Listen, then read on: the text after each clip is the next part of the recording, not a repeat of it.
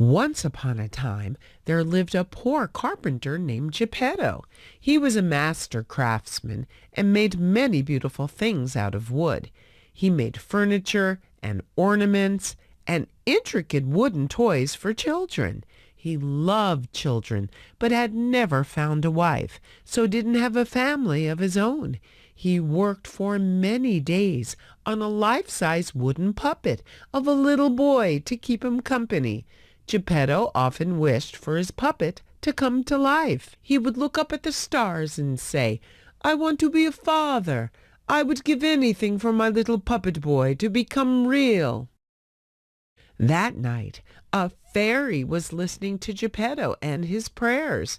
She saw into his heart and knew he was a kind man.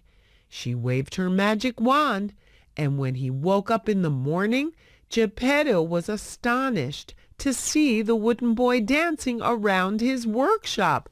"Father, your wish came true, and I'm a real boy now," he chirped in his little wooden voice. Geppetto wept with joy. "My son," he said, "I will name you Pinocchio." Geppetto wanted Pinocchio to be just like all the other boys, so he used up all his savings to buy some school books. He sent Pinocchio off on the path to school, warning him not to talk to strangers. On the way, Pinocchio noticed a strange man with a twirly mustache and a top hat. The man's eyes lit up when he spotted Pinocchio. "I'm a puppet master," the strange man said, "and I'm looking for little boys like you. Would you like to join my show?" Pinocchio was fascinated and agreed to look inside the stranger's traveling show tent. All of a sudden, the stranger grabbed Pinocchio by his wooden arms and threw him into a cage. "You're going to be my main attraction," he snarled. Geppetto's fairy had been following Pinocchio to make sure he was getting to school safely, and when the puppet master left Pinocchio in his cage, she flew down to him. "Geppetto told you not to talk to strangers, Pinocchio," the fairy said gently. "I didn't!" he cried. When he told this lie, something very odd happened. His wooden nose seemed to grow a little longer. "Pinocchio, if you promise to tell the truth and go straight to school, I will free you from this cage." Pinocchio nodded eagerly, so the fairy unlocked his cage with her wand. "Straight to school now, Pinocchio," she warned as he ran back down the path. A little further down the way, Pinocchio met a sly ginger fox. "Hello, little wooden boy," he said. "You look like you're on the way to Fun Island." "What's that?" asked Pinocchio suspiciously. The fox told him all about Fun Island, a wonderful place for boys to go and play all day, much better than school. Pinocchio was so excited that he gave all his school books to the fox in return for a ticket to Fun Island. The fairy flew down beside Pinocchio as he ran towards the harbor. "Where are you going, Pinocchio?" she asked. "To school," lied Pinocchio, and his nose grew as long as his arm. When Pinocchio got to the island, it wasn't like he was expecting.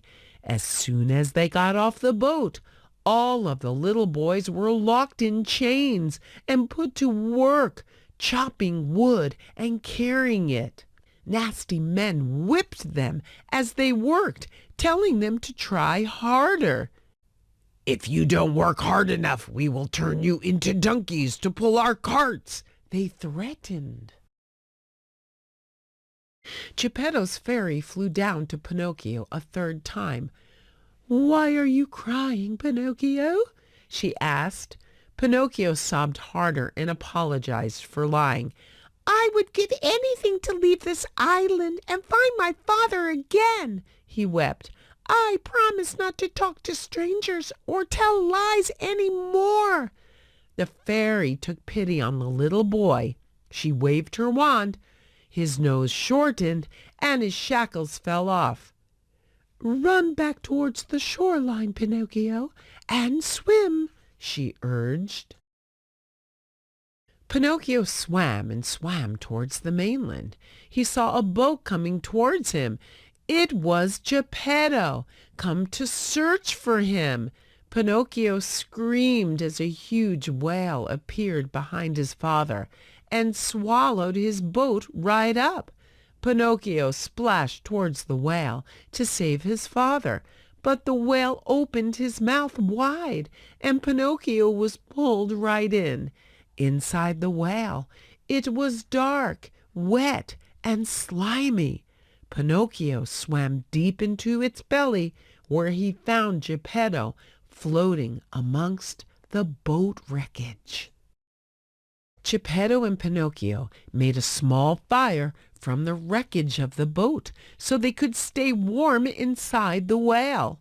The smoke clouded the whale's belly and curled up into its nose.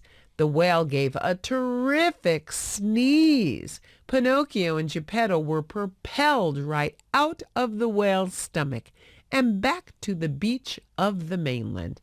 Safe at last, they hugged each other and whooped with joy. "I'm sorry I lied and didn't go to school, Father," Pinocchio said. "I promise I will be a good boy from now on." The fairy looked into Pinocchio's wooden heart and saw that he truly meant those words. She flew down one last time and said, "Pinocchio, when you swam into the mouth of the whale to save your father, you proved yourself to be brave and selfless. Those are qualities of a real boy." She waved her wand, and Pinocchio's little wooden body turned into real skin and hair. Pinocchio was a real boy. Geppetto couldn't believe his eyes. "We can be a family now, Father," cried Pinocchio in return for this wonderful gift. Pinocchio never lied again, always listened to Geppetto, and was a very good real boy.